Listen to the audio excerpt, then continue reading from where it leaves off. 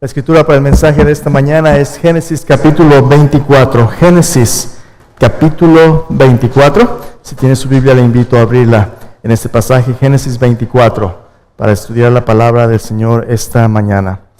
Antes de leer este pasaje, Génesis 24 es el capítulo más largo de Génesis. Tenemos un pasaje amplio para el día de hoy.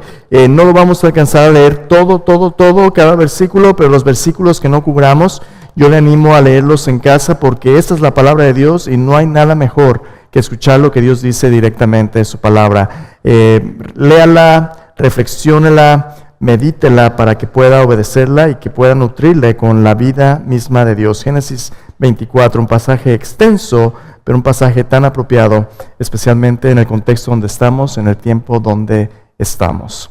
Hace un par de días fue 14 de febrero. Día del amor y la amistad. ¿Se acuerda cuando andaba de adolescente usted? A lo mejor hay algunos adolescentes aquí en el cuarto, ¿verdad? Todavía, así como que siente maripositas en el estómago cuando ve a la persona que le sudan las palmas. Qué lindo, ¿verdad? O cuando ve a los que andan quedando de novios ya planeando su boda. Yo me acuerdo cuando Melissa y yo estábamos ya para casarnos, un año antes de casarnos fue nuestro compromiso, compramos un contador que cuenta regresiva al día de nuestra boda, y ya estaban los días, ¿verdad? Contando 365 días, ya faltan día menos. La ilusión. Bueno, se le hace el intento, ¿verdad? La ilusión del matrimonio, de una vida nueva, de la persona amada, todo eso. Llevamos más de 20 años de casados y ha sido una bendición, pero el matrimonio viene con su bendición y con sus retos. No todo siempre es color de rosa. No todo siempre en el romance acaba bien. De hecho, esta área es una de las áreas donde culturalmente experimentamos más dolor, más problemas. Posiblemente usted mismo viene cargando heridas de un pasado donde o usted lastimó o otros le lastimaron a usted. Emocionalmente, pudiera ser incluso físicamente. Tanto abuso algunas veces. Génesis capítulo 4 es un pasaje donde Abraham está buscando una esposa para su hijo Isaac.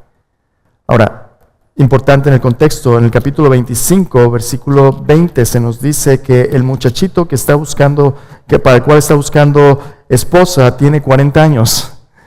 Ya es un hombre adulto, ¿verdad? Isaac tiene ya 40 años y todavía no está casado. Ahora, en el contexto donde se encuentra, la gente vivía más tiempo, pero aún así Isaac ya tiene 40 años y es de edad más que casadera, pero no se ha casado.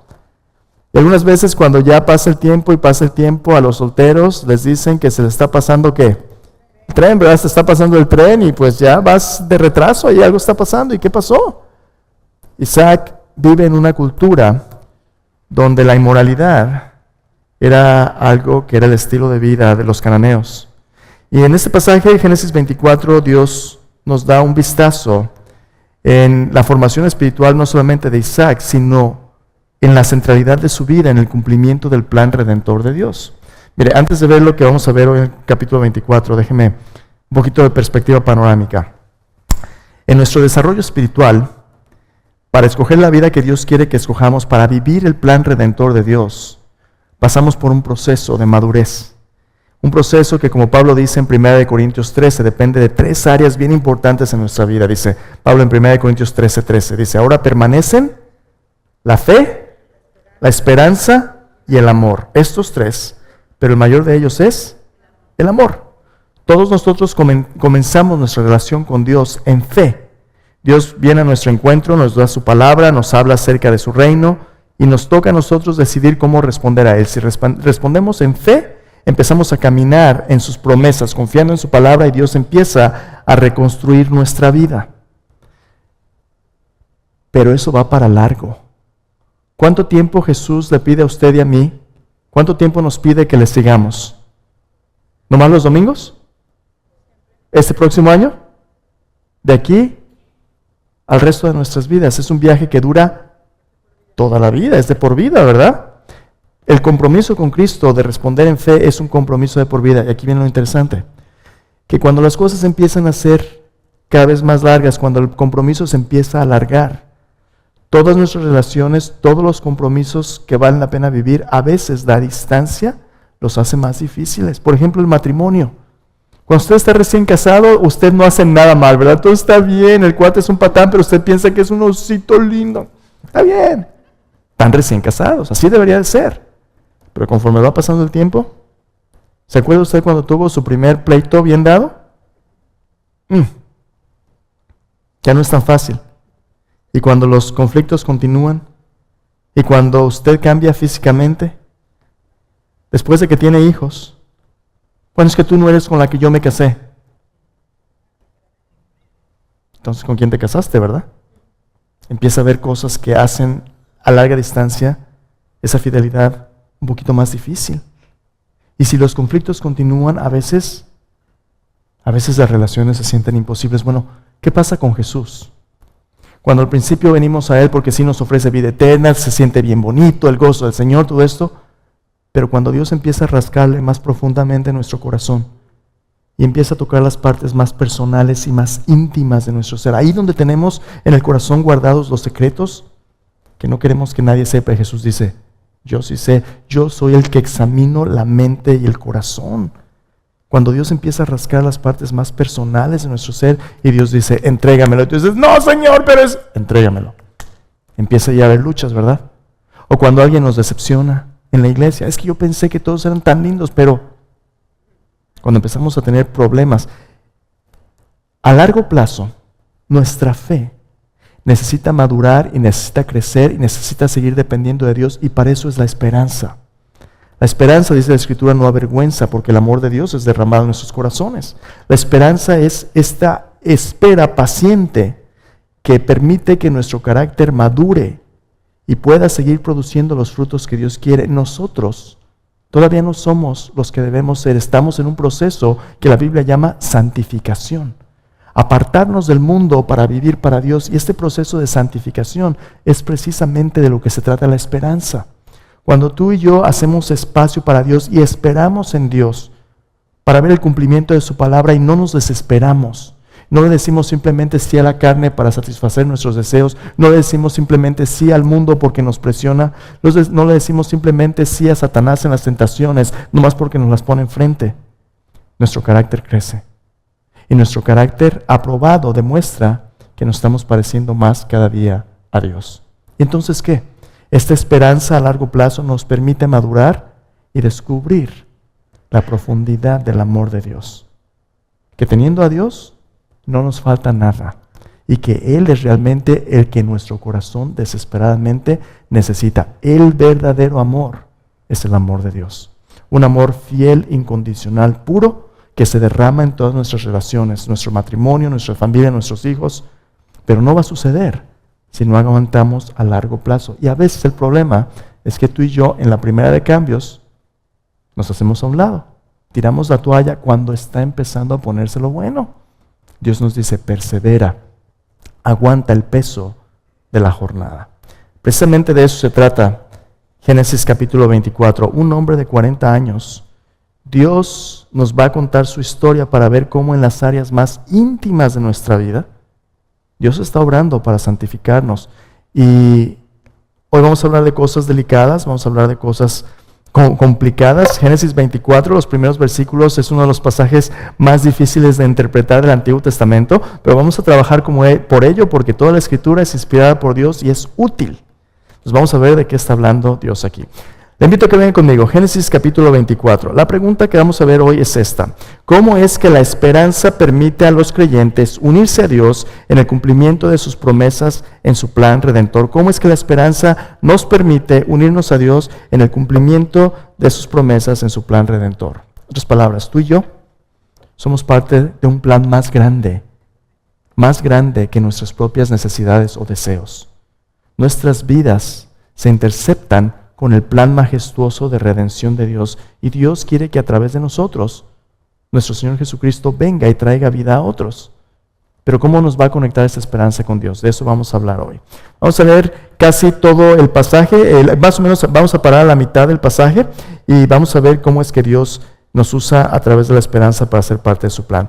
Génesis 24, versículo 1. Génesis 24, 1 dice así, la palabra de Dios. Era Abraham ya viejo y bien avanzado en años, y Jehová había bendecido a Abraham en todo. Y dijo Abraham a su criado, a un criado suyo, el más viejo de su casa, que era el que gobernaba en todo lo que tenía: pon ahora tu mano debajo de mi muslo, y te juramentaré por Jehová, Dios de los cielos y Dios de la tierra, que no tomes para mi hijo mujer de las hijas de los cananeos, entre las cuales yo habito, sino que irás a mi tierra y a mi parentela, y tomarás mujer para mi hijo Isaac. El criado respondió: quizá la mujer no querrá venir en pos de mí a esta tierra. ¿Volveré pues a tu hijo a la tierra de donde saliste? Abraham le dijo: guárdate que no vuelvas a mi hijo allá. Jehová, Dios de los cielos, que te tomó de la casa de mi padre y de la tierra de mi parentela, y me habló y me juró diciendo: a tu descendencia daré esta tierra. Él enviará su ángel delante de ti, y tú traerás de allá mujer para mi hijo. De la mujer, y si la mujer no quisiere venir en pos de ti, serás libre de mi juramento, solamente que no vuelvas allá a mi hijo. Entonces el criado puso su mano debajo del muslo de Abraham, su señor, y le juró sobre este negocio. Y el criado tomó 10 camellos de los camellos de su señor y se fue, tomando toda clase de regalos escogidos, a Mesopotamia de su señor. Y puesto en camino llegó a Mesopotamia, a la ciudad de Nacor. E hizo arrodillar los camellos fuera de la ciudad junto a un pozo de agua, a la hora de la tarde, a la hora en que salen las doncellas por agua.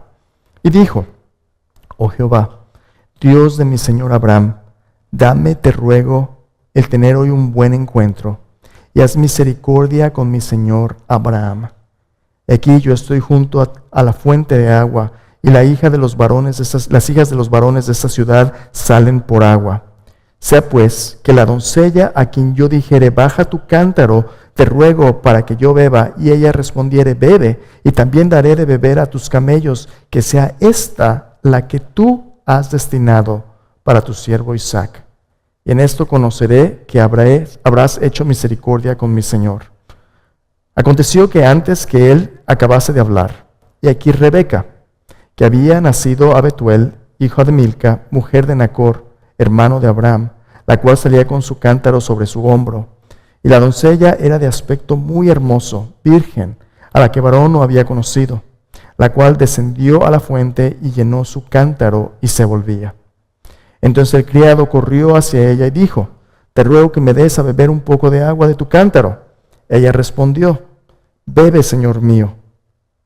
Y se dio prisa a bajar su cántaro sobre su mano y le dio a beber. Cuando acabó de darle de beber, dijo: también para tus camellos sacaré agua, hasta que acaben de beber. Y se dio prisa y vació su cántaro en la pila y corrió y otra vez al pozo para sacar el agua, y sacó para todos sus camellos. Y el hombre estaba maravillado de ella, callando para ver si Jehová había prosperado su viaje o no. Y cuando los camellos acabaron de beber, le dio el hombre un pendiente de oro que pesaba medio siclo, y 2 brazaletes que pesaban 10. Y dijo: ¿de quién eres hija? Te ruego que me digas: ¿hay en casa de tu padre lugar donde posemos? Y ella respondió: soy hija de Betuel, hijo de Milca, el cual ella dio a luz a Nacor. Y añadió: también hay en nuestra casa, paja y mucho forraje y lugar para posar. El hombre entonces se inclinó y adoró a Jehová. Y dijo: bendito sea Jehová, Dios de mi amo Abraham, que no apartó de mi amo su misericordia y su verdad, guiándome Jehová en el camino a casa de los hermanos de mi amo. Y la doncella corrió e hizo saber en casa de su padre estas cosas. Entonces, ¿cómo es que la esperanza permite a los creyentes unirse a Dios en el cumplimiento de sus promesas en su plan redentor? Hoy vamos a ver la historia de Isaac y Rebeca y vemos cómo Dios los prepara para que esta esperanza herede las promesas de Dios. Dios le prometió a Abraham que en su descendencia serían benditas todas las naciones de la tierra. Si se acuerda, Abraham y Sara no podían tener hijos, pero en su vejez milagrosamente Dios les concedió tener a Isaac. Isaac es el hijo de la promesa. La semana pasada hablamos acerca de cómo Dios, en el capítulo 22 de Génesis, Dios le pidió a Abraham que sacrificara a su propio hijo Isaac, el hijo de la promesa. Y Abraham le dijo a Isaac, Dios se va a proveer de un cordero para el holocausto. Abraham sabía que para que Dios cumpliera su palabra, Isaac era esencial. Y en el momento en que Abraham está a punto de sacrificar a Isaac, Dios provee efectivamente un cordero. Porque lo que Dios le pidió a Abraham que hiciera era simplemente una ventana en el corazón de Dios. El Dios que iba a dar a su propio Hijo, nuestro Señor Jesucristo, como el Cordero de Dios que quita el pecado del mundo. Para que Isaac pudiera vivir, alguien tenía que tomar su lugar, y ese fue el Cordero que Dios proveyó. Isaac vive, y ahora él ya ha crecido y se ha convertido en un hombre, pero ahora es tiempo de levantar a la siguiente generación. Y Abraham, el padre de la fe, ese primer paso en el plan redentor de Dios a través de Isaac, Abraham está preparando todos sus recursos porque él sabe que está a punto de morir.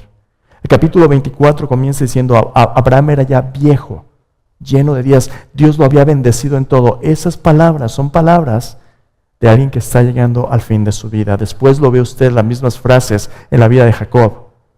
Ya llegó al fin de sus días, el último capítulo. Y Abraham se da cuenta que su trabajo ahora es levantar a una nueva generación para que Dios siga cumpliendo su plan. Este es Isaac. Isaac, la historia de Isaac, si usted lee todas las narrativas que tienen que ver con él, Isaac viene tras los pasos de Abraham llenando zapatos enormes. Abraham es el padre de la fe. Y a veces Isaac pareciera como que tiene una vida un poquito aburrida. Isaac hace lo mismo que Abraham. Abraham hizo pozos, Isaac hace pozos. Aún dicen por ahí, ¿verdad? Hijo de, como el padre, el hijo. Hijo de tigre pintito. Lo mismo que hizo Abraham, hizo Isaac. Aún las cosas, a veces que Abraham no hizo muy bien. Cuando va con Rebeca, dice, Rebeca, diles que es mi hermana. Es tu esposa, ¿cómo que tu hermana? Aún en las cosas que Abraham no hizo muy bien, Isaac parece que le está copiando. La vida de Isaac se ve un poquito aburrida. Y su testimonio así como que, no sé si a usted le ha pasado. Algunas veces usted escucha el testimonio de alguien bien dramático. No, yo era una persona que antes de conocer a Cristo, yo andaba en pandillas y hice drogas, y entonces acepté a Cristo y mi vida cambió dramáticamente. Dice uno, wow, qué testimonio, ¿verdad? Oye, ¿y tú? No, pues yo crecí en la iglesia. No, pues fui a la escuela dominical, nunca dice nada. Sí, una vez me robé las crayolas de la escuela dominical, pero yo no tengo un testimonio, mi testimonio es muy aburrido. A ver, espera un poquito. Espérame un poquito. El hecho de que tú crezcas en los caminos de Dios, protegido por la providencia divina, que el Evangelio te haya alcanzado joven, que no tengas que pasar por esos caminos destructivos, no significa que tengas un testimonio aburrido. Significa que Dios te ha bendecido con el privilegio de no tener que pasar por experiencia todo el dolor que otros han pasado. Tu testimonio no es aburrido. Tu testimonio es un testimonio de que en el reino de Dios las cosas son mejores. El mundo le llama eso a los cristianos que viven en la burbuja. Dios le llama eso el reino de Dios, el lugar donde se hace su voluntad en la tierra como en el cielo. Tu testimonio no es aburrido. Si tú eres una persona que has puesto tu fe en Cristo Jesús como tu Señor y como tu Salvador, tu testimonio es el testimonio de Cristo. Que estabas muerto y ahora vives porque Cristo murió por ti y resucitó a los muertos. Eso no es aburrido. La Biblia dice que ese es el poder de Dios para salvación a todo aquel que cree. Pero a los ojos del mundo, el plan de Dios a veces parece aburrido. Es que ustedes nomás cucarachas de iglesia, no los dejan, no puedes hacer nada. Aquí en la fiesta, mira qué divertido es, tomamos y hacemos despapaya y la pasamos bien padre. ¿En serio? ¿En serio? Ok. ¿Qué pasa después de la fiesta? Ya no, el dolor de cabeza, ¿verdad? Ajá. Y cuando eres inmoral, te andas metiendo con este y con este, acostándote con todo el mundo. Todo es fiesta, ¿verdad? Oye, cuando te pegan una enfermedad. Y cuando tienes un embarazo no deseado. Cuando te abandonan. Cuando se aprovechan de ti y te dejan con el corazón destrozado. Bien divertido. Ahí está el punto. La historia de Isaac pareciera una historia un tanto aburrida en muchos sentidos, pero es la restauración de la inocencia y del plan de Dios de santificación.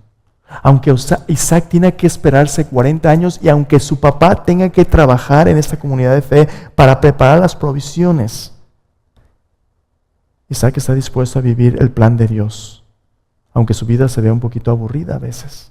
Entonces, ven conmigo a este pasaje, Génesis capítulo 24. Vamos a hablar acerca de cómo nuestra esperanza heredar las promesas de Dios, aunque a veces parezca un poco aburrido.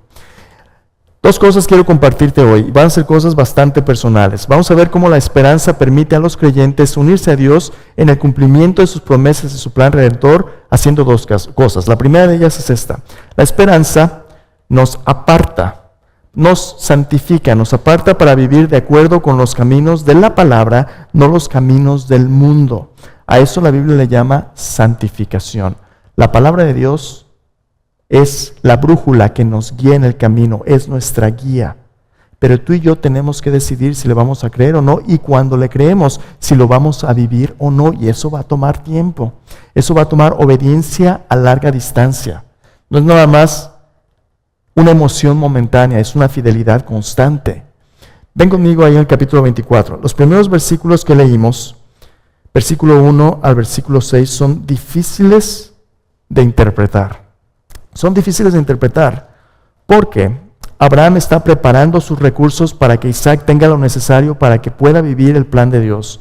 Pero Abraham llama a su siervo y hacen una ceremonia de juramento complicada. Dice allí Abraham en el versículo 2, dijo Abraham a su criado suyo, el más viejo de su casa, de confianza. Posiblemente Eliezer, no dice, pero posiblemente alguien como él de toda confianza. Dice que era el que gobernaba todo lo que tenía. Dice, pon ahora tu mano debajo de mi muslo. ¿Qué está pasando ahí? Aguántame. El muslo son sus piernas aquí, ¿verdad? Entonces pone el cinturón. Okay.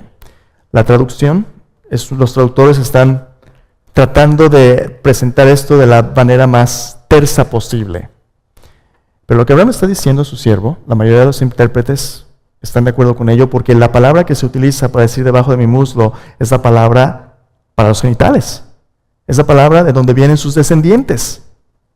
¿Qué le está diciendo Abraham a su siervo? Le está diciendo, pon tu mano aquí y tú me vas a jurar por Jehová, el creador de los cielos y la tierra, que no le vas a conseguir esposa a mi hijo Isaac de los cananeos, vas a ser de mi pariente. Esto, a ver, te espérame tantito. ¿Cómo que? ¿Qué cosa más extraña? Por eso yo me imagino al Señor Jesús en el Nuevo Testamento dice, no juréis, ¿verdad? No. Si alguien te pide que hagas algo así ahorita, sería completamente inapropiado. ¿Cómo que tócame mis partes íntimas? ¿De qué se trata esto? No, espérame tantito. El contexto es totalmente importante. ¿Qué está sucediendo aquí? Bueno, si tú te acuerdas, Abraham y Sara no podían tener hijos. Y Dios milagrosamente les concedió tener a Isaac, el hijo de la promesa. Isaac era el cumplimiento no solamente de la promesa a Abraham, sino de la promesa que Dios dio a Adán y Eva en Génesis 3:15. ¿Te acuerdas? Pondré enemistad entre ti, hablando de la serpiente, entre ti y la mujer, entre su simiente y la simiente suya. Este te herirá en la cabeza, tú le herirás en el talón. Dios prometió que un descendiente de la mujer iba a aplastar a Satanás en la cabeza y iba a traer su salvación. Nuestra descendencia es importante para Dios. Si tú te acuerdas también, cuando vimos la historia de Abraham, Dios le dio a Abraham un símbolo del cumplimiento de su pacto. Ese símbolo para Abraham era el símbolo de la circuncisión. Y la circuncisión era una cirugía en los genitales del hombre. ¿De qué se trata todo esto? Hermanos, Abraham vivía en una cultura, los cananeos, donde su religión era una religión de cultos de fertilidad, que era extremadamente inmoral sexualmente. La historia de Abraham tiene que ver también con el juicio de Sodoma y Gomorra. Ahí en medio de estas narrativas tú ves naciones enteras, ciudades enteras que estaban corrompidas moralmente y su sexualidad era un desastre. Y cuando Abraham está contemplando el futuro del cumplimiento de la promesa de Dios, dice, cuídate que mi hijo no acabe en todo lo que estas culturas creen. Esaú, Ismael, ellos habían agarrado esposas de cualquier lado y esas naciones eran un desastre. ¿Se acuerdan usted cuando Lot se fue a vivir a Sodoma? ¿Por qué? Porque era económicamente ventajoso. Lot se va a vivir con sus hijas en Sodoma. Dios los rescata de Sodoma. Pero después las hijas de Lot acaban cometiendo incesto con su padre. Porque su moralidad ahora era como la moralidad de Sodoma. De eso es lo que Abraham está tratando de proteger a Isaac. Y Abraham le dice a su siervo, a través de este símbolo, que su sexualidad y su ética sexual va a ser completamente diferente de lo que las naciones creen. ¿Por qué? Porque Isaac va a hacer las cosas no como el mundo quiere, sino como Dios quiere. El capítulo 24 es un capítulo que nos habla de la restauración del plan de Dios en las áreas más íntimas de nuestra vida, nuestra sexualidad y santidad personal, y también nuestras familias, el matrimonio. Escúchame bien, cuando Dios nos hizo en Génesis capítulo 1, versículo 26 y 27, Dios nos hizo a su imagen y semejanza. Dice, hombre y mujer, varón y hembra los hizo. Y los bendijo y les dijo, fructificad, multiplicaos, llenad la tierra, gobiernenla. La bendición de Dios desde Génesis capítulo 1 fue que disfrutáramos física, emocional, espiritualmente de quienes somos como seres humanos, con la dignidad de ser hechos a imagen de Dios y con el respeto de la institución del matrimonio entre hombre y mujer de por vida. Ese es el plan de Dios para nuestra sexualidad. A través de esta unión en matrimonio, de este pacto de matrimonio, podríamos tener hijos. Después de Génesis 3, en el pecado, lo primero que sufre, se hacen hojas de higuera, ¿verdad? Como delantales. Empiezan a echarse de cabeza uno al otro. Empieza a ser un desastre, violencia. Dios está restaurando el orden del matrimonio, de la santidad personal a través de la vida de Isaac. Y Abraham dice, prométeme como un pacto que tú no vas a dejar que mi hijo sea como el mundo que tenemos alrededor. En otras palabras, hay más. Juan Calvino, interpretando este pasaje, dice que sí, posiblemente tiene que ver con la inmoralidad que había alrededor, pero que había más. Porque Abraham es el heredero de la promesa de un Salvador, y en su descendencia, su semilla, serán benditas todas las familias de la tierra. Dice, este símbolo que Abraham estaba utilizando con el siervo habla acerca de la esperanza de que Dios, a través de su descendencia, iba a traer al Salvador. En otras palabras, por quien Abraham realmente está jurando, es por aquel que Dios prometió que sería el Salvador del mundo, por Cristo Jesús. Mire, ¿por qué es tan importante nuestra sexualidad humana y nuestra fisicalidad? Porque Dios nos ha permitido ser parte de su plan redentor. Porque a través de nuestra vida damos vida, y a través de esa vida viene el Salvador. Piensa en esto. Abraham tiene a Isaac, y después Isaac va a tener a Jacob, y Jacob va a tener a Judá, y Judá va a ser un antepasado del rey David, y el rey David es un antepasado de Cristo Jesús. Cristo Jesús viene como parte de esta humanidad. Oye, ¿y nosotros qué tenemos que ver con eso ya? Porque Cristo ya vino, ¿no? Sí, Cristo ya vino, pero se había puesto a pensar que Dios nos ha permitido a todos nosotros nacer, porque a través de nosotros, que ya somos sus hijos, alguien más le va a conocer a Él. Hay alguien que no ha oído de Cristo, que va a escuchar de Cristo por usted. Yo tenía 14 años cuando alguien me compartió el Evangelio. ¿Y sabe qué día me lo compartió? 14 de febrero. 14 de febrero, hace 33 años. Es mi cumpleaños espiritual. Alguien me compartió el Evangelio cuando yo estaba perdido y me habló del amor de Dios. En este pasaje que acabamos de leer, si usted se fija, el siervo dice una frase repetidamente: Señor, haz misericordia con mi siervo Abraham, para ver si Dios hace misericordia. Esa palabra misericordia en el hebreo es la palabra hesed, que significa amor leal. Misericordia, la traducción pudiera ser un amor fiel, un amor que siempre cumple con sus compromisos. Ese amor es el amor de Dios. Este capítulo se trata de cómo la fidelidad de Dios es también lo que Dios quiere que nosotros experimentemos unos con otros. La relación que tendrían Isaac y Rebeca no iba a ser como la de los cananeos, iba a ser apartado para los propósitos de Dios. En otras palabras, Dios, el Dios de la Biblia, es un Dios que nos pide que esperemos hacer las cosas de acuerdo a su palabra y a su manera, no como el mundo quiere. El mundo, ¿cómo es el mundo? Estamos de chamacos, ¿verdad, jóvenes? Bueno, pues a quién le da pan que llore, ¿verdad? Es un dulce de ojo, dicen, eye candy, wow, ¿la vista no es pecado? No, la vista no, pero lo que piensas cuando ves, a veces sí. Ah, qué exagerado. A la manera de Dios, en el tiempo de Dios. La esperanza nos aparta para hacer las cosas como Dios quiere. Mira, en 1 Pedro capítulo 3, te puse estos versículos en tus notas para que lo veas después. En el Nuevo Testamento, Dios amplía todavía este llamado a ser santos. 1 Pedro 1, versículo 13 al 16 dice así, dice, por tanto, ceñid los lomos de vuestro entendimiento. ¿Qué significa eso? Ponte un cinturón en tu mente y prepárate para pensar, para que no te agarren desprevenido. Prepárate, dice. Ceñid los lomos de vuestro entendimiento, sed sobrios y esperad por completo. Ahí está la esperanza, dice. Esperad por completo en la gracia que se os traerá cuando Jesucristo sea manifestado. ¿Qué está diciendo Pedro? En este largo caminar de fe, tienes que asegurarte que tu esperanza está puesta a largo plazo en la venida de Cristo Jesús, no en los deleites temporales del pecado. Pon tu esperanza en Cristo cuando Él venga. Y luego dice, como hijos obedientes, no os conforméis a los deseos que antes teníais estando en vuestra ignorancia, sino como aquel que os llamó es santo, sed también vosotros santos en toda vuestra manera de vivir, porque está escrito, sed santos, porque yo soy santo. Entonces, ¿de qué está hablando este pasaje? Este pasaje está hablando acerca de cómo personas de esperanza, personas de fe, ponen la satisfacción de sus necesidades más íntimas en las manos de Dios, no en nuestras propias maneras. Dios le dice al siervo, júrame que lo vas a hacer a la manera de Dios. Oye, y si ella no quiere, te voy a pedir que hagas ciertas cosas, y hay ciertas cosas que solo Dios puede hacer. Vamos a tener que confiar en Dios, que Él va a hacer su parte cuando nosotros hacemos la nuestra. Y Él dice, ok, te voy a jurar, hecho. Y aquí viene el desarrollo de la historia. Pero es importante que tú y yo entendamos que esta historia se trata de nuestra santificación, así como la santificación de Isaac. ¿Qué significa eso? Mira, ahí te va otra vez. 1 Tesalonicenses capítulo 4, versículo del 1 al 8. ¿Qué espera de nosotros en cuanto a nuestra ética y pureza sexual y relacional? 1 Tesalonicenses 4, del 1 al 8 dice así.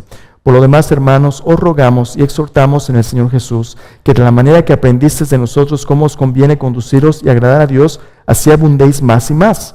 Porque ya sabéis qué instrucciones os dimos por el Señor Jesús, pues la voluntad de Dios es vuestra santificación, que os apartéis de fornicación. Que cada uno de vosotros sepa tener su propia esposa en santidad y honor. Versículo 4. Algunos traductores ven lo que Pablo está diciendo aquí, dice, cada uno sepa tener su propia esposa en santidad y honor.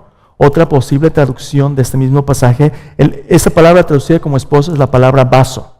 Pablo está diciendo que cada uno sepa tener su propio vaso en santidad y honor. Algunos intérpretes interpretan ese pasaje como si se refiere a una esposa, a un esposo. Otros lo interpretan, bueno, tu vaso puede referirse a tu propio cuerpo. Pero ambas cosas son bíblicas. ¿En qué consiste nuestra santificación? Tienes, al crecer y madurar, al convertirte en un hombre o una mujer, tienes una de dos sopas. Puede ser que Dios te haya llamado a ser soltero. Si tú te preguntas, ¿es que tengo que casarme para ser feliz? No, no tienes que casarte. Puedes ser soltero y glorificar a Dios. Puedes tener comunidad, puedes ser fructífero. De hecho, Pablo a los Corintios les dice, es mejor estar soltero para el reino de Dios. Dice, pero es mejor casarse que estarse quemando. Si tú puedes tener dominio propio y ser célibe en tu vida, adelante. Puedes ser soltero, pero dices, no, es que me estoy quemando de deseo sexual. Dios ha provisto el matrimonio como la manera legítima, correcta y santificante y de bendición para que formes una relación estable, un matrimonio de por vida, donde si Dios te concede hijos, tengas hijos, y si no te concede hijos, que tengas un compañero de por vida con quien puedas hacer vida juntos y compartir tu intimidad física, emocional, espiritual. De todas maneras, matrimonio es un instrumento de santificación. Ya sea soltero o casado, ese es el plan de Dios para nuestra sexualidad y nada más. Oye, y si vivimos juntos nomás para compartir viles y de vez en cuando, pues, fornicación. Oye, y si estoy casado con mi esposa, pero las cosas no van bien y nos hemos dado permiso de tener un matrimonio abierto. Ella ve a alguien, yo veo a alguien, estamos bien. Se llama adulterio en la Biblia. Oye, pues, y nomás, mi esposa no sabe esto, pero es que allí en la computadora, pues uno es hombre, ¿verdad? No. La pornografía, fuera del plan de Dios. Que cada uno sepa tener su propia esposa en santidad y honor. Versículo 5, no en pasión de concupiscencia. Concupiscencia es un deseo controlador y desordenado. No en pasión de concupiscencia como los gentiles que no conocen a Dios. Que ninguno agravie ni engañe nada a su hermano, porque el Señor es vengador de todo esto. Como ya os hemos dicho y testificado, pues no nos ha llamado Dios a inmundicia, sino a santificación. Así que el que desecha esto no desecha a hombres, sino a Dios, quien también nos dio su Espíritu Santo. El llamado de Isaac iba a ser un llamado a la santificación, ser apartado como aquel que estaba en el centro del cumplimiento de las promesas de Dios. Hermanos, eso es bien importante. Por eso es importante que nuestros hijos crezcan en una comunidad de fe que ama a Dios, que nuestros jóvenes escuchen el plan de Dios antes de que aprendan por experiencia. Yo tengo hijos pequeños, 3 de ellos ya son adolescentes. Si yo no les digo cómo funciona la vida, adivina quién. Alguien les va a decir. Sus amigos, el internet.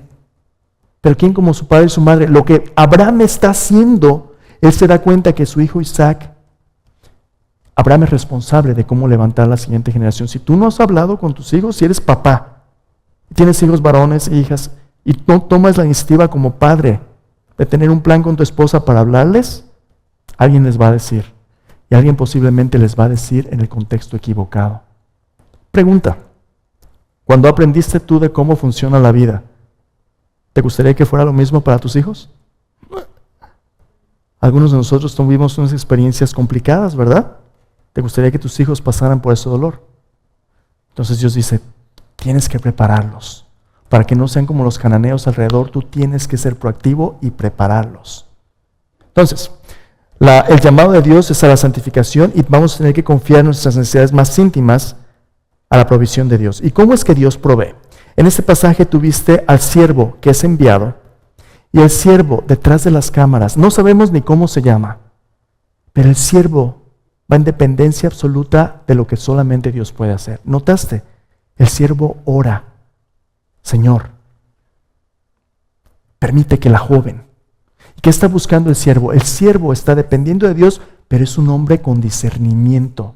Mira lo que le pide a Dios. Que la muchacha que venga, es específico, gracias Claudia, pero que la muchacha que venga, que le pida de agua de beber, me dé agua de beber, pero no solamente a mí, también a los camellos.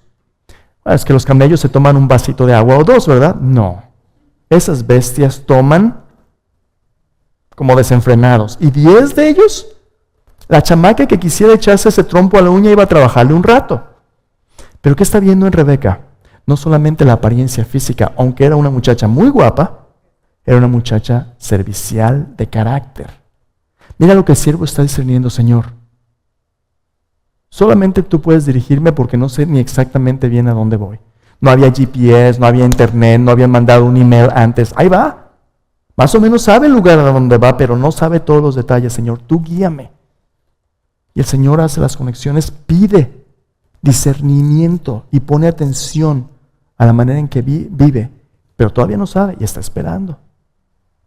Y después de este encuentro con Rebeca providencial, ella se va a hablar con la familia. ¿Y qué sucede? Primero, Dios nos aparta para vivir de acuerdo a su palabra, no los caminos del mundo. Pero segundo, Dios se compromete a satisfacer, a proveer nuestras necesidades para el cumplimiento de sus promesas de acuerdo al pacto de Dios. Dios está comprometido en darnos lo que necesitamos, no siempre lo que queremos, pero siempre lo que necesitamos para hacer su voluntad. ¿Recuerdas el Padre nuestro? Padre nuestro que estás en los cielos, santificado sea tu nombre. Primero te apartas para los propósitos de Dios. Venga tu reino, Señor, hágase tu voluntad, así como en el cielo, aquí en la tierra. Y luego, primero santificación y luego provisión. Señor, danos el pan nuestro de cada día, perdona nuestras ofensas, no nos metas en tentación. Primero tú te rindes a Dios, luego Dios te provee. Y ahora vas a ver cómo es que Dios proveyó esta esposa para Isaac. Vuelve conmigo, capítulo 24. Vamos a ver versículo 35 a 67. La muchacha se va y en el versículo 35. Bueno, déjame regresarme un poquito más. Versículo 16. ¿Dónde está? Versículo 26. Versículo 26 dice: Entonces el hombre se inclinó y adoró a Jehová.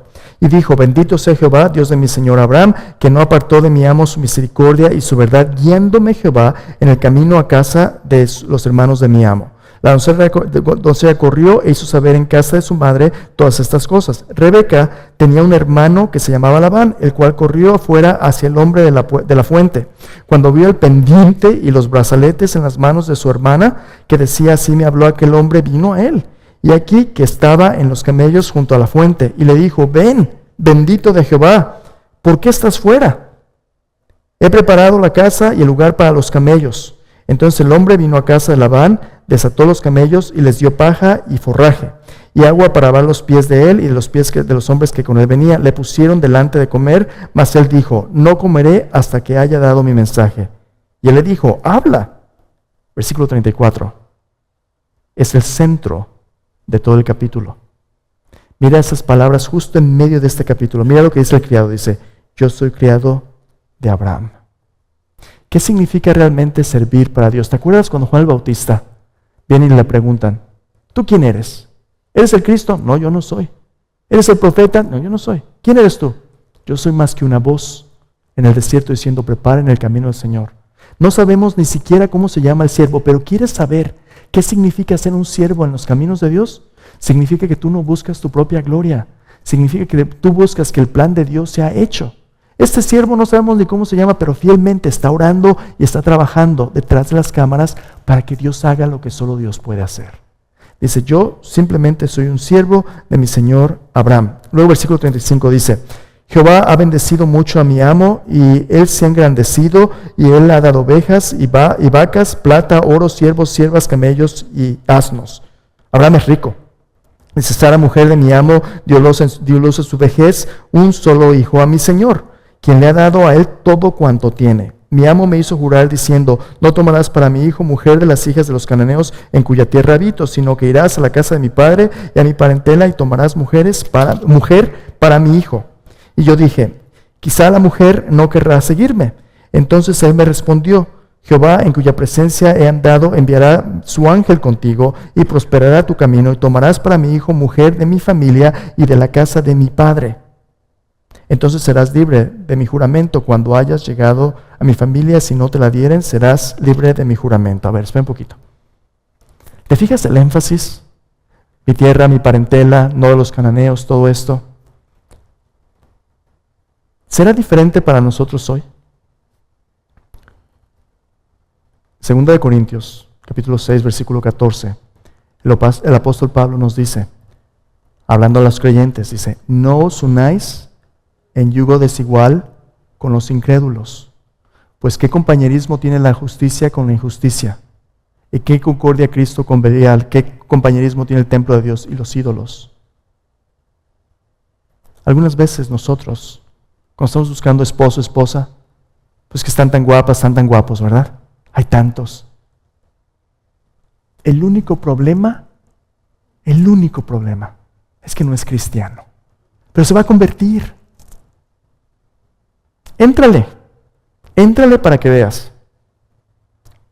Dios le dijo al profeta Jeremías: conviértanse ellos a ti, tú no te conviertas a ellos. Te voy a poner como pilar de hierro y muro de bronce. Pelearán contra ti y no te vencerán. Yo estoy contigo para protegerte. Si tú tratas de ganarte al mundo románticamente, el mundo te va a ganar a ti espiritualmente. Vas a comprometer tus principios. Eso no es amable para ellos. Ten mucho cuidado. En el caso de Isaac tenía que mantenerse sin contaminación del mundo de los cananeos. Dice versículo 43, cuenta toda la historia. Versículo 42, llegué yo pues a la fuente, les cuenta lo que hizo con Rebeca, cómo les dio de tomar. Llega usted al versículo 46, bajó prontamente su canto en sí, me dio de beber. Sigue hasta adelante hasta el versículo 49. Dice: ahora pues, si vosotros hacéis misericordia y verdad con mi Señor, declarádmelo, y si no, declarádmelo, y me iré a la diestra o a la siniestra. Entonces Labán y Betuel respondieron diciendo: de Jehová ha salido esto, no podemos hablarte malo ni bueno. Y aquí Rebeca delante de ti, tómala y vete, y sea mujer del hijo de tu Señor, como lo ha dicho Jehová. ¡Wow! Pregunta: si Rebeca fuera su hija, ¿la dejaría ir así como así? Está complicado, ¿verdad? Pero espera un tantito. Muchas veces cuando Dios está obrando detrás de las cámaras, y este es claramente el plan de Dios, Dios nos va a pedir que tomemos ciertos retos de fe, confiando en que Él va a proveer.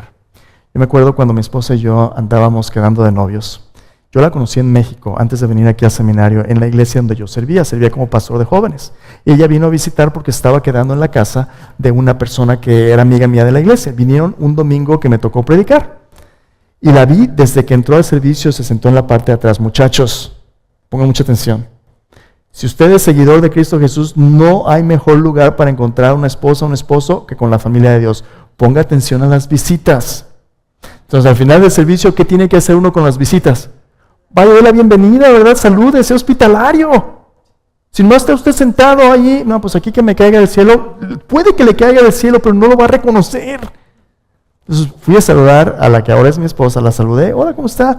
Bien tímida. Ella tenía 19 años, yo tenía 21, casi 22. Pues chavitos de a tiro. Ella es de Minnesota. Fui a saludarla y dije, wow, qué chica tan guapa. Mis amigos iban a salir a comer con ella, a almorzar. Y me dice, oye, ¿quieren venir con nosotros? Que sí quiero, pero pues cómo no, ¿verdad? Hasta pago, con gusto yo voy. Entonces fuimos a almorzar. Y ese fue el primer contacto. Nos hicimos amigos a larga distancia cuando empezaba el email, cuando empezaba a salir. Nos hicimos amigos de larga distancia y vine a estudiar aquí al seminario. Y aquí está lo que te quiero compartir. Melissa, ya éramos más que amigos. Tenía la oportunidad de irse a trabajar en California o venirse aquí a Texas. En Dallas le ofrecieron un trabajo. Ella quería irse a California por el lugar, pero aquí estaba la oportunidad de conocernos. ¿Y sabes qué fue lo que hizo? Se vino a vivir aquí a Texas desde Minnesota, en Plano. Y yo estudiaba en el centro de Dallas. Ella fue más valiente que yo. Si yo me hubiera tenido que cambiar allá, a lo mejor hubiera dicho, no, ahorita ya estoy ocupado, aquí hay más chicas. Pero por la pura gracia de Dios, yo no sé qué había en Dios, porque en mí, pues ni cómo, ¿verdad? Pero había algo en nuestra relación que mostraba más que simplemente lo físico. Dios estaba obrando de una manera que todo eso tú no lo puedes hacer solo. Solo Dios lo puede hacer. Acabamos casándonos en nuestro último año de seminario, tenemos 4 chamacos, el resto es, ahí va, ¿verdad? Es historia que se está haciendo. Pero quiero decirte es esto. Aquí a Rebeca le pregunta, Rebeca, ¿qué vas a hacer? Después de este pasaje donde dicen, llévatela, el siervo saca regalos, se los da a la familia, se duermen, al siguiente día el siervo se levanta y dice, oye, ya estamos listos para regresar. Pero ya la familia tuvo chance de platicar y dijeron, eso es una locura. Empiezan a hablar, puedes leer el resto del pasaje. Empieza a hablar y el hermano dice, ¿sabes qué? No, pues danos chance de que esté con nosotros unos 10 días, por lo menos, no más. Y el siervo dice, si ya Dios prosperó mi camino, mándanos de regreso. Mi Señor espera. Y le preguntan a Rebeca, Rebeca, ¿te vas a ir? ¿Y sabes qué dice Rebeca? Sí. Y se va. Y allí, al cerrar el capítulo, su hermano y su familia la bendicen. Y mira lo que le dicen. Versículo 59. Entonces dejaron ir a Rebeca, su hermana, y a su nodriza, y al criado de Abraham, y a sus hombres. Y bendijeron a Rebeca y le dijeron, hermana nuestra, sé madre de millares, y posean tus descendientes las puertas de tus enemigos. Estas palabras son las palabras que Dios le dijo a Abraham en la bendición, cuando Dios bendijo a Abraham. Rebeca se convierte en la heredera de las promesas de Dios, y como Sara acaba de morir, ahora ella va a ser la matriarca en la vida de Isaac. Va a tomar el lugar de los que ya se han ido. Y continúa el pasaje diciendo, había salido Isaac a meditar al campo, versículo 63. Meditar al campo a la hora de la tarde, y alzando sus ojos miró, y aquí los camellos que venían. Y Rebeca también alzó sus ojos y vio a Isaac, y descendió del camello, porque había preguntado al criado, ¿quién es este varón que viene por el campo hacia nosotros? Y el criado respondió, este es mi señor. Entonces ella tomó el velo, se cubrió. Entonces el criado contó a Isaac todo lo que había hecho. Y la trajo Isaac a la tienda de su madre Sara, y la tomó a Rebeca por mujer, y la amó. Y se consoló Isaac después de la muerte de su madre. Entonces aquí está el fin de la historia. ¿Qué te puedo decir de la historia? Dios, en medio de este pasaje, nos muestra que tanto su acción soberana como nuestra responsabilidad humana son importantes en el cumplimiento de su plan. Hay ciertas cosas que solamente Dios puede hacer. El encuentro, la oración, mover las voluntades, que todo acabara no en una tragedia, ¿verdad? Que fuera verdadero. Solo Dios puede hacer eso. Pero por otro lado, nos ha pedido que hagamos lo que tenemos que hacer. Abraham preparando este legado, no comprometiendo sus principios. Isaac esperando el cumplimiento de las promesas de Dios. Rebeca siendo valiente y yendo. El siervo siendo obediente. Cada uno tiene su parte en el plan de Dios. Dios está comprometido con hacer su parte. La pregunta es, ¿vamos a hacer la nuestra? Dios quiere que nos apartemos del mundo para ser santos. Y Dios quiere proveer para nuestras necesidades. En Romanos capítulo 12, versículo 1 y 2, dice algo Pablo muy interesante que conecta todos estos puntos. Miren lo que dice Romanos capítulo 12, 1 y 2, dice: así que, hermanos, os ruego por las misericordias de Dios que presentéis vuestros cuerpos en sacrificio vivo, santo, agradable a Dios, que es vuestro culto racional. No os conforméis a este siglo, sino transformaos por medio de la renovación de vuestro entendimiento, para que comprobéis cuál sea la buena voluntad de Dios, agradable y perfecta. Escúchame bien. Para escoger la vida, Dios siempre nos da su permiso y provisión. Y Dios también nos da ciertas prohibiciones. Pero su permiso y provisión siempre es más grande que lo que dice Dios que no hagamos. El matrimonio de Isaac y Rebeca es uno de los grandes ejemplos de que aunque no somos perfectos, la vida puede ser buena. Y Dios bendice a los que confían y esperan en Él. Entonces, ¿qué te dejo para reflexionar? Para elegir la vida realmente, no te conformes con las migajas momentáneas del mundo, cuando Dios te ofrece la herencia eterna de su reino. No te conformes con lo poco que este mundo te ofrece. Recibe lo mucho que Dios tiene para ti. Aquí en el Centro de Cuidado Congregacional hay un pequeño librito titulado Creados para Desear. El diseño divino de la sexualidad humana. Es S013 en la sección español. Si quieres uno, agárralo. Mira lo que Dios tiene para ti y tu familia, para que tengas su bendición y su dirección. Acompáñame a orar. Ahí en tu lugar, yo no sé por qué estás pasando ahorita. A lo mejor estás a punto de tirar la toalla en tu matrimonio y dices, ya no puedo, ya no aguanto. No pierdas la esperanza. Tu esperanza tiene un propósito en Cristo. Dios te está santificando y transformando. Si necesitas ayuda, pide ayuda. Si estás luchando con algún pecado o con inmoralidad, Dios quiere sostenerte y ayudarte. En esta mesa comienza con un encuentro con Dios. Si tienes que pedirle perdón, confiesa tus pecados, pídele perdón, dile que te ayude. Él está aquí para ayudarnos. Padre Celestial, te doy gracias porque en el medio de esta comunidad tú has prometido por tu Hijo Jesús que donde 2 o 3 estén reunidos en su nombre, Él va a estar aquí. Señor Jesús, tú nos has dado tu Santo Espíritu para vivir en nosotros. Somos templo de tu Espíritu Santo. Y como hemos oído tu palabra, tú quieres que seamos santos como tú eres santo. Señor, nuestra vida íntima, el uso de nuestros cuerpos, nuestra mente, nuestras familias, nuestros matrimonios, todo, Señor, es tuyo. Y tú quieres que vivamos de una manera diferente al mundo, Señor. No en fornicación, no en inmoralidad, Señor, sino una vida de santificación. Seamos solteros o estemos casados, tú quieres que vivamos para ti. Danos fuerza, Señor, para vivir para ti. Pero danos el gozo también de ver que tú eres bueno, Señor. Si nos has dado un esposo o una esposa, si nos has dado hijos, o somos solteros, pero nos has dado una comunidad con padres, madres, hermanos, hermanas, no estamos solos, Señor. Tú estás aquí para sostenernos, guiarnos y permitirnos que seamos de bendición a otros, llevando a Cristo, Señor, aquel que necesita oír tu palabra. Es que venimos hoy a ti, Señor. Nútrenos, perdónanos, susténtanos para vivir para ti.